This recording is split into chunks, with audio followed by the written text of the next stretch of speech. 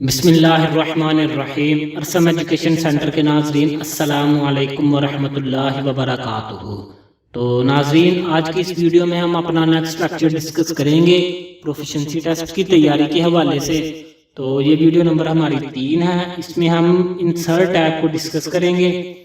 इससे पहले जो हमने 2 वीडियोस अपलोड की थी उनमें हमने होम टैब को डिस्कस किया था। होम टैब में जितनी भी ऑप्शंस हैं, जितने भी सवालात पूछे जाते हैं, जो भी पूछे गए हैं, वो हमने सारे तफसील के साथ बयान किए थे। तो अगर आपने वो वीडियोस नहीं देखी तो उनके लिंक्स इस वीडियो की डिस्क्रिप्शन में मौजूद हैं, आप वो भी देखिए ताकि आपके जो कंसेप्ट हैं वो क्लियर हो जाएं।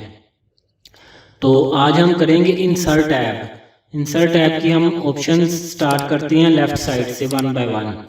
तो सबसे पहली जो ऑप्शन है कवर पेज की, तो कवर पेज का भी क्वेश्चन पूछा जाता है। इसमें 2 तरह का क्वेश्चन पूछा जाता है। एक तो वो सिंपल कह देता है कि कोई भी कवर पेज ऐड करें अपने डॉक्यूमेंट में और उस कवर पेज में अपनी जो इन्फॉर्मेशन है वो आप तहरीर करें, उसमें वो ऐड करें। तो कवर पेज अगर वो कहे कि अपनी मर्जी का करना है तो आपको जो भी इसमें अच्छा लगता है, जो भी टेम्पलेट आपको प्यारी लगती है, वो आप इसमें ऐड कर सकते हैं। कोई भी हो, वो चाहे ये हो जाए। तो इसमें आपने अपनी जो भी टेम्पलेट है, जो भी इंफॉर्मेशन है, वो आपने इसमें ऐड कर लेनी है। एक तो ये सवाल आता है और दूसरा सवाल ये आता है कि उसने बनाया होता है, क्वेश्चन पेपर पे प्रिंट आउट होता है कवर पेज कि इस तरह की आपने एक कवर पेज बनाना है अपने डॉक्यूमेंट में। तो वो आपने देख लेना है उसमें कि इसमें कौन सी टेम्पलेट और कौन सा डिज़ाइन इस्तेमाल हुआ है। तो आपने वही टेम्पलेट लेनी है फिर, और उसी में ही जो इन्फॉर्मेशन होगी वो आपने ऐड करनी है। तो ये इसका कवर पेज के 2 तरह के सवाल आता है। और उसके बाद पेज ब्रेक का आपको पता होगा कि आपने जहाँ तक एक पेज पे जो भी काम करना है उसके बाद आपने उसको पेज ब्रेक कर लेते हैं और जो भी आपका दीगर काम होगा वो आपका नेक्स्ट पेज पे होगा। तो ये पेज ब्रेक का असल में मकसद ये होता है कि इसमें आपके डॉक्यूमेंट्स में सेक्शन बन जाते हैं। जहाँ पे आप ब्रेक लगाएंगे ऊपर वाला हिस्सा अलग सेक्शन का होगा और नीचे वाला हिस्सा अलग सेक्शन का होगा। तो ये सेक्शन बन जाते हैं। आगे जो टेबल है, टेबल के बारे में तो बहुत ही ज़्यादा पूछा जाता है ना। इंसर्ट टेबल में अगर मैं ये टेबल ड्रा करता हूँ तो टेबल ड्रा करने का असल में आपको मैं ये बता दूं कि टेबल में काफ़ी जो कैंडिडेट होते हैं वो सवाल इस तरह से गलत कर देते हैं कि उनको रोज और कॉलम का नहीं पता होता। ठीक है, उसने क्वेश्चन पेपर पे लिखा होता है 2/6 का आपने टेबल ड्रा करना है। तो 2/6 का टेबल ड्रा कुछ कैंडिडेट कर देते हैं, 2/6 का टेबल लेते हैं, 2 और 6 ऐसे ले लेते हैं, ये ले लेते हैं टेबल। ऐसे नहीं करना आपने। उसने जो सा भी कहा टेबल वो आपने यहां से लेना है। ये देखिए आपको ऊपर ये कॉर्नर पे जैसे जैसे आप हाईलाइट करते हैं तो आपको निशानी करता रहता है कि आपका 5/5 का, 4/5 का, 4/5 का, ये 6/6 का हो गया, ये 7/7 का हो गया, ये 8/7 का हो गया। तो इस तरह से आपने टेबल जो है वो ड्रा करना है। तो और दूसरा एक और सवाल उन्होंने एक और तरह से सवाल दिया होता है, वो ये कि उसने सिर्फ बता दिया होता है कि एक टेबल ड्रा करें, उसमें 5 कॉलम हो और 4 रोज हो। तो कैंडिडेट इस तरह भी इसको गलत कर देते हैं कि वो 5 रोज कर देते हैं और 4 कॉलम कर देते हैं, क्योंकि काफी कैंडिडेट्स को पता ही नहीं होता रोज क्या हैं और कॉलम्स क्या हैं। तो ये भी मैं आपको क्लियर करता चलूं कि जो कॉलम्स होते हैं वो वर्टिकल होते हैं। जैसे ये कॉलम्स है, इसके 4 कॉलम है इस टेबल के, 1 2 3 4। ऐसे आप डाउनवर्ड आएंगे यहाँ से, एक कॉलम, दूसरा कॉलम, तीसरा कॉलम और चौथा कॉलम। ये कॉलम है और ये 4 कॉलम है। और अगर आप रोज देखें तो इनको हम रोज कहते हैं, 3 4 और ये 5, ये हॉरिजॉन्टल रोज हैं। मसलन यहाँ से लेके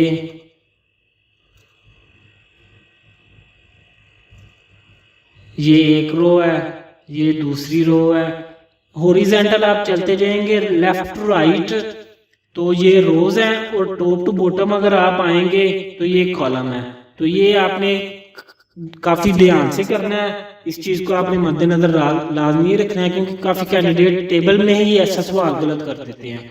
ये टेबल तकरीबन 2 या 3 नंबर्स का होता है, तो अगर आप रो और कॉलम की बेसिक मिस्टेक कर देंगे तो आपके नंबर ज़ाया हो जाएंगे और आपका सारा क्वेश्चन गलत हो जाएगा।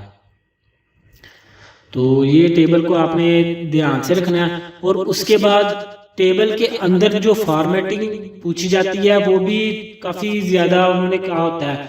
मसलन अगर टेबल में कुछ चीज़ें ऐड कर दें, जैसे ये सीरियल नंबर आ गया, इसको साथ हम करके यहाँ पे नेम वगैरह लिख देते हैं, कोई नेम लिख दिया हमने, और नेम लिखने के बाद हम कोई भी नाम दे देते हैं, अली, रिजवान, असलम, उमैर। तो ये हमने नाम लिख लिए, तो वो कह देते हैं जो रिजवान है ना उसके आपने जो साइज है ना वो 24 पॉइंट करना है। ये सवाल पूछा होगा, मैं इसलिए बता रहा हूँ एग्जैक्ट कि रिजवान का उन्होंने ना आपने ना फ़ॉन्ट साइज जो है ना वो 24 पॉइंट करना है। तो काफ़ी कैंडिडेट पॉइंट से ही परेशान हो जाते हैं, ये पॉइंट क्या है। तो पॉइंट आपने होम टैब पे जाना है, और ये जो साइज है ना इसी को हम पॉइंट भी कहते हैं। मसलन इसको आपने 24 कर देना, ये 24 हो गया, 24 हो गया। अब किसी को कह देते हैं कि असलम को आपने बोल्ड इटैलिक करना है, तो आपने इसको बोल्ड और इटैलिक कर देना है, ये इटैलिक हो गया। किसी को कह देंगे कि आपने इसको अंडरलाइन करना है, अंडरलाइन कर दें। किसी को कह देंगे आप इसकी बैकग्राउंड चेंज करनी है, बैकग्राउंड को कलर देना है, तो वो आपने इसको यहाँ से कर देना है बैकग्राउंड का कलर। ठीक हो गया। इसके बाद उन्होंने आगे पूछा होता है फॉर्मेटिंग में कि जो इनके नंबर्स वगैरह हैं उनको आपने, जैसे मैंने कल भी बताया था कि आपने इनको असेंडिंग डिसेंडिंग में करना है। मसलन अली के 50 नंबर हैं, रिजवान के 40 नंबर हैं, असलम के 30 नंबर हैं और उमैर के 20 नंबर हैं। तो आपने इसको इस टेबल को असेंडिंग करना है नंबर्स के लिहाज से। तो आपने टेबल सेलेक्ट करना है, टेबल सेलेक्ट करके आपने होम टैब में ये जो ऑप्शन सॉर्ट किया है इसको क्लिक करना है। क्लिक करने के बाद ये कॉलम पूछेगा, कॉलम 1 2 3 4। तो आपने तीसरे कॉलम के लिहाज से करना है, क्योंकि तीसरे कॉलम में ये नंबर शो हो रहे हैं। तो तीसरे कॉलम में उसने ऑप्शन ऑलरेडी पहले दे दिया कि इसमें नंबर आपने चूँकि लिखे हुए हैं, वो नंबर की तरफ ले गया, नंबर कर दिए। इसको असेंडिंग करना है या डिसेंडिंग करना है? असेंडिंग करना है, यानी कि 0 to 100 करना है। तो इसको हमने क्लिक कर दिया तो ये इसने असेंडिंग कर दी है, 20 30 40 50 ये भी उसने पूछा होगा। और उसके बाद टेबल की जो ड्राफ्टिंग वगैरह है वो उसने कही होती है कि टेबल का जो सेंटर लाइन हो, टेबल सेंटर लाइन होने के साथ इसमें जो फ़ॉन्ट स्टाइल हो वो आपने देख लेना, कौन जो भी वो कहे पेपर के दौरान या उसने जो ड्रा किया हुआ है। अगर उसने टेबल क्वेश्चन पेपर पे दे दिया तो वो उसने ड्रा किया हुआ है, तो वो आपने देख लेना कि कौन सा फ़ॉन्ट स्टाइल उसने यूज़ किया हुआ है। विड्थ जो है वो कॉलम की कितनी है, रोज़ की विड्थ कितनी है। उसके बाद ये जो फॉर्मेटिंग है, टेबल की जो फॉर्मेटिंग है ये भी आपने जहन में रखनी है कि ये इसको आपने लेआउट में जाके, क्योंकि अगर आप टेबल पे काम कर रहे होंगे ना तो जब टेबल आप सिलेक्ट करेंगे तो व्यू के बाद ये 2 नए टूल्स दिखा देगा आपको, डिज़ाइन के और लेआउट के। अगर आप डॉक्यूमेंट पे काम कर रहे हैं तो वो डिज़ाइन और लेआउट ख़त्म हो जाएगा। तो आपने टेबल को सिलेक्ट करना है, टेबल को सिलेक्ट जैसे ही करेंगे तो लेआउट आ जाएगी। लेआउट में जाना है आपने, लेआउट में जाके आपने जैसी भी उसने फॉर्मेटिंग की होगी टेबल की वो वहाँ से कर लेनी है। जैसे ये इसकी अलाइनमेंट जो है वो टॉप सेंटर है, बॉटम सेंटर है, ये सेंटर है, सेंटर में हो गई, ये राइट सेंटर, ये लेफ्ट सेंटर, ये इस तरह से आपने इसकी फॉर्मेटिंग कर लेनी है। और उसके बाद ये जो इनकी हाइट्स है और कॉलम की विड्थ हैं वो ये ऑप्शंस हैं, यहाँ से आपने इसको बढ़ा या कम कर लेना है। तो ये इनकी फॉर्मेटिंग वगैरह लाजमी पूछते हैं। और उसके बाद कुछ टेबल वगैरह में होते हैं जो उसने मर्ज किए होते हैं टॉप पे। तो जैसे ये नेम है, नेम और मार्क्स को उसने ऊपर से मर्ज कर दिया, हेडिंग को मर्ज कर दिया है, तो ये ऑप्शन है उसकी मर्ज की। ये आप इसको क्लिक करेंगे तो ये मर्ज हो जाएंगे। ये हेडिंग एक हो गई है, इसको आप सेंटर लाइन कर दें और बोल्ड कर दें तो ये आपकी एक हेडिंग हो गई है, नीचे कॉलम 2 है। ठीक है, ये वर्ड में मर्ज का ये ऑप्शन है। और उसके बाद स्प्लिट या ये स्प्लिट सेल या स्प्लिट टेबल, तो ये इतना ज़्यादा नहीं पूछा जाता, लेकिन इनका भी आपको पता होना चाहिए कि स्प्लिट सेल का मतलब है कि ये आपका ये जो टेबल है ये ब्रेक कर देगा। मसलन आपने यहाँ से अपना टेबल जो है वो ब्रेक करवाना है तो आप यहाँ से इसको स्प्लिट सेल कर देंगे तो ये पूछेगा कि जो नंबर ऑफ कॉलम कितने रह जाएं और नंबर ऑफ रोज कितनी रह जाएं। मसलन आप कॉलम जो हैं वो आपके 4 ही रहें और रोज जो हैं वो आपकी 2 हो जाएं, तो आपने इसको कर देना है। तो ये देखिए ये यहाँ इसमें ये इसने ऐड कर दिए हैं, 2 रोज की हैं और 4 इसने कॉलम बना दिए हैं। तो ये स्प्लिट सेल का और स्प्लिट टेबल का ये मतलब होता है। स्प्लिट टेबल मतलब टेबल ब्रेक कर देगा।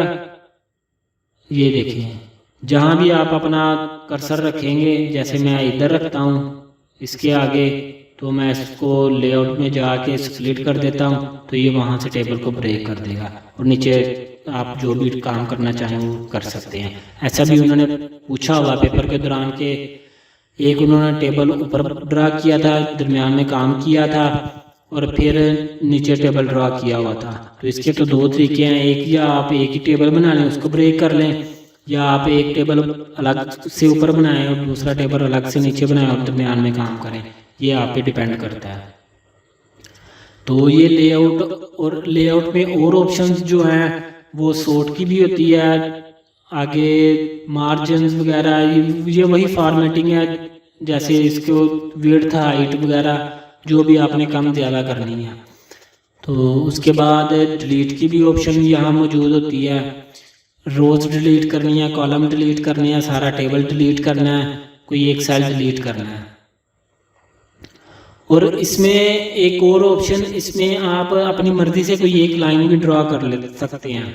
मसलन अगर आपने ये नेम वाला है तो इसको आपने अपनी मर्जी से 5-6 लाइनें लगानी है। एक तो ये है ना स्प्लिट सेल्स, और दूसरा आपने इंसर्ट में जाके टेबल में जाना है और ये ड्रॉ टेबल, ये आपकी पेंसिल कर्सर आपका पेंसिल बन जाएगा। तो आपने इसको यहाँ से पकड़ के जहाँ भी लाइन लगानी है, जहाँ तक लगानी है वो आप इसको ऐसे लाइन लगा लेंगे, ये आपकी एक लाइन ड्रा हो जाएगी।